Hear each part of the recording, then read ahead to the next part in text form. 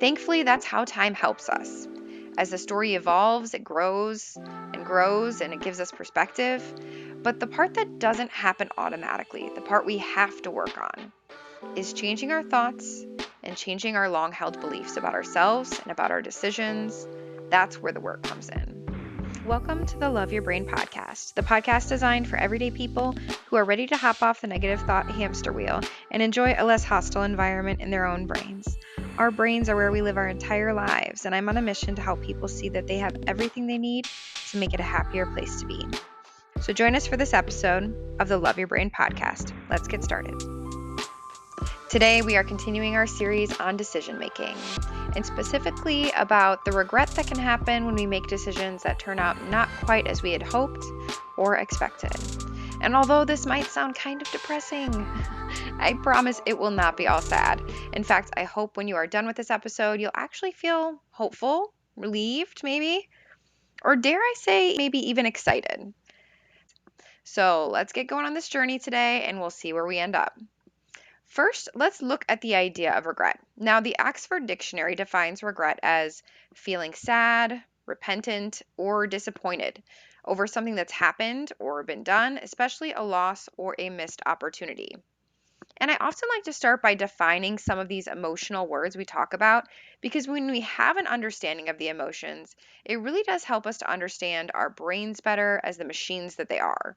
We can realize exactly what they're doing and how our brains got us to where we're at now. So some of those scary emotions don't quite feel so awful and heavy anymore because we can actually see how our brain got us to the thought process that spit out that emotion that we don't like, and we know how we can reverse it and change it from the start. So regret. It's a negative emotion we have that's birthed out of a thought about a decision we made. Whether that was an active decision that we consciously chose, or maybe even a passive one that happened when we chose not to move forward in some way. Either way, it's something in a way we feel we caused, either because of our action or inaction. So when we think about regret, it's something that we feel sad about because we think we made a bad decision, right? Or that result, the consequence was something we believe to be bad. Well, here is a big secret I want to share with you today. Usually you are feeling sad or bad because there are consequences to that decision that you're not enjoying the feeling of right now. But I want you to see here is regret is associated with not liking a feeling in your current reality, in your current circumstances. That's all. You're not enjoying the experience in your own brain right now. And you are connecting that to a decision that you made, which now colors that decision in a negative light. So, as we dive into this topic, I want to start by reminding you that we really are only living in our current reality. And the thoughts and feelings about that situation where you're experiencing regret are limited because you only know up to this point. You don't know what's going to happen 10 years from now. So, you haven't seen the whole story yet. You don't actually know the long term consequences or effects of that decision because you simply can't. And you don't know how that will play out. You don't know how the story will end. And if you take the same idea and you put it in a different scenario, you'll actually see how really silly this is. So let's talk about working out. You work out, it often does not feel good in the moment because it's challenging us physically, it's challenging us mentally. Sometimes you're partway through and you think you aren't going to make it. Your body hurts. You're just challenging those muscles and you're breaking them down so that they can build back up stronger, right? It would be easier in that moment, based off of how you are feeling, to regret the decision of working out, right? Because your current experience is you're currently experiencing negative consequences for your decision to work out. But we don't typically regret working out, do we? Because we know how the story ends. We know that working out, in fact, has a long-term consequence that we enjoy, that we believe is good. So in that current moment, we deal with feeling awful because we know that it leads down a path of something we want. And that second part is really important. I want you to pay attention to that because when we talk about working out, we have positive feelings about it because we believe that it is doing something good for us, right? That belief allows us to manage that negative emotion while you're working out, that negative feeling of, oh, this is awful, because we believe that we are doing a good thing. So those are the two concepts we are going to highlight today. One is the time frame, and that we don't know the whole story yet. Write that one down somewhere today where you will see it. We don't know how the story ends. You may have regret about a decision that you made, but you haven't seen it fully play out yet. All you can see is as far as you are right now. And often, it's darkest before the dawn. We all know that. How many incredibly inspiring stories have you heard where someone had to go through something horrible, but that's in fact what led them to the place where they are today, that led them to be able to do these incredible things that inspire other people? I mean, most inspiring stories you hear are that way. And even if your situation isn't something that you would consider, inspiring, or that it's super challenging in a way that other people would really admire you, it could be something that you're meant to go through because it's something you're meant to conquer and work through. And the truth is, you can never possibly know your full impact on the world. It's just impossible. You can't be in the brain of everyone. Every day we're going through life and we have no clue who's watching us and watching how we navigate difficulty, big or small, and maybe being inspired by it. So be mindful that regret is often a feeling we're having based off of a current moment, not the long-term result. And in some cases, that thought just does not make sense, nor does it serve us in any way. Now, the second aspect of this I want to cover with you today is the feeling of regret you're experiencing is because of a thought that you have about this situation or a belief that you hold. And not only that, but you're also looking at your decision you made and you're simply judging it, right? We probably don't like to consider ourselves to be judgy, but we are, in fact, usually the most judgy with ourselves. And in this case, what you're doing is you're probably looking at your decision and you're judging it. So let's break down this issue. First, decisions are not good or bad. They're just decisions. You are always doing the best you can with what you have. You're being human, having a human experience, learning as you go. So if the thought you have about your decision is causing you regret, what if we try on a different thought and just see how it feels? And I love this exercise when you sit and think about what different thoughts you could have about something. It's just an exercise. So honestly, you could try on any kind of thought, right? Maybe even a thought that you previously thought would be like really bad, or maybe like the worst ever, or there's someone that you think is just a horrible person and this is a thought they might have. Heck, try that one on too. What different thoughts could you try on? Do those different thoughts make you feel differently? Now, this is going to feel weird. Just as weird as it would be if you went to your neighbor's house and tried on the clothes in their closet. They might wear different sizes, different patterns, different colors, right? It all feels foreign because it doesn't fit our current thought pattern or our current beliefs. But I love this exercise because it has completely changed how I see myself and the world simply by trying on different thoughts about something. So let's take a very real example here and break this down. Think about looking at someone that you see at a cafe. You're walking by and they're sitting there and they are eating a very, very indulgent piece of chocolate cake.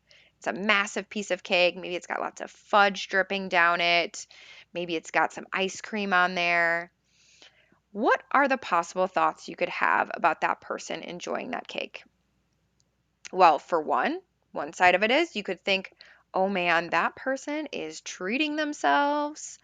They're allowing themselves to really enjoy their life. Oh my word. They're just indulging in just such a wonderful thing. I'm so happy for them, right? That's one perspective. What if we take it from a different perspective about that same scenario? Maybe we look at them and we think, oh my gosh, that person has no self control. They're just stuffing their face with junk food. How could they do that to themselves? Yikes. Well, those are two really opposing thoughts about the same scenario, aren't they? Coming from two different belief systems. And that's what often leads us down the path of making judgments about things. Those beliefs, those well-worn neural pathways, are just our brains trying to find the most efficient way to get where they're going. They're trying to find the easiest path to go down because they want the path of least resistance. Takes the least amount of effort. Our brains are just trying to be efficient here.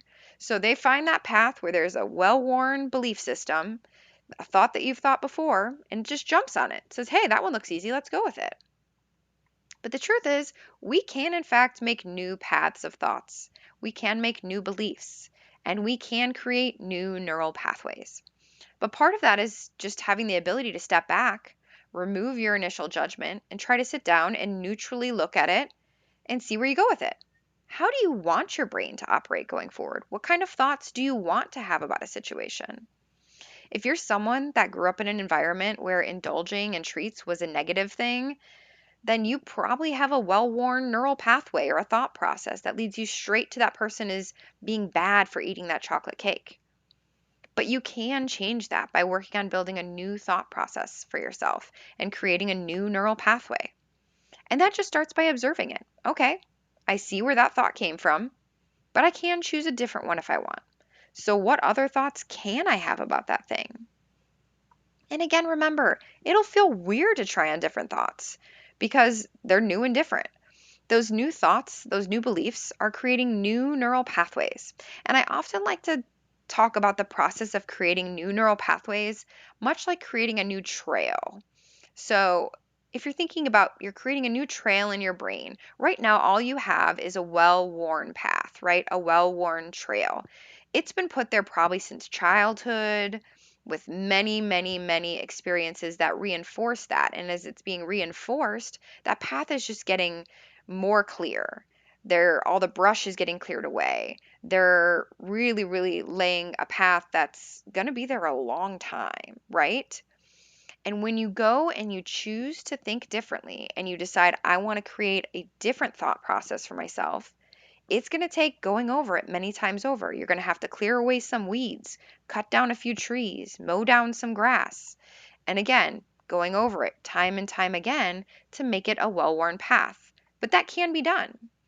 And that's how all of your other thought processes have happened subconsciously. And you can now do them consciously. Just like trying on clothes that aren't yours, creating new neural pathways takes effort. It takes being intentional and kind of sitting in the discomfort of something new and just seeing how you feel in that moment. See how you feel over time.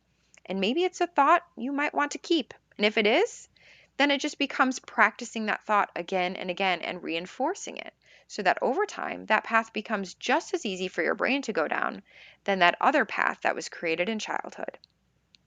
And this is something I'm excited to dive into way more in detail in future episodes. But for now, just know you're allowed to try on different thoughts and beliefs and see how they feel. And maybe you'll find there's a thought you like more than the one you were choosing before that was leading you to regret. Choosing to think differently about your choices and yourself is incredibly empowering, and it opens the doors to experience life in a whole new way. One maybe with a little bit less judgment and a little more love and trust in yourself. I can tell you from personal experience, there were times when I looked back and the regret I had about decisions I've made absolutely crushed me in that moment. But that was before I saw the full story play out and before I intentionally worked on my own thoughts and beliefs about myself. For one, I remember I used to look back at middle school me with a whole lot of regret. I'll be honest, I got into trouble at a very young age when no one my age was really in their rebellious stage yet. It was a really difficult time for me in a lot of ways. I remember I was experimenting with drinking when all I had access to was a bike. And it is kind of an ongoing joke that I was lucky because what damage can you do with a bike? I mean, you can do some, but it's not like as bad as it was for a lot of the people that I knew that really got into drinking when they were older and had access to cars that could do a whole lot more damage, right? But there were consequences to my choices, and I had a lot of shame about some of the trouble that I got into for a very long time. I regretted so much that it was really painful thing for me to look back on, and I was embarrassed about the decisions that I'd made. But honestly, now I look back and the story makes sense. I've had time pass. I've been able to see more of the story unfold. And there were things that happened after those years where I realized on my journey I needed to have gone through that to help others in their struggle. And it in fact made me who I am today. I have the luxury now that the story's unfolded for me to see the big picture. So I feel differently about it today. And I also feel differently because I believe differently. I have different thoughts about myself today than that preteen girl. I have different thoughts about her today than I did in the past. And that makes all the difference in the world. And I'm sure you have a similar story where immediately after something happened, you felt regret, but as time passed, maybe you did start to feel differently. Thankfully, that's how time helps us. As the story evolves, it grows and grows and it gives us perspective. But the part that doesn't happen automatically, the part we have to work on, is changing our thoughts and changing our long held beliefs about ourselves and about our decisions.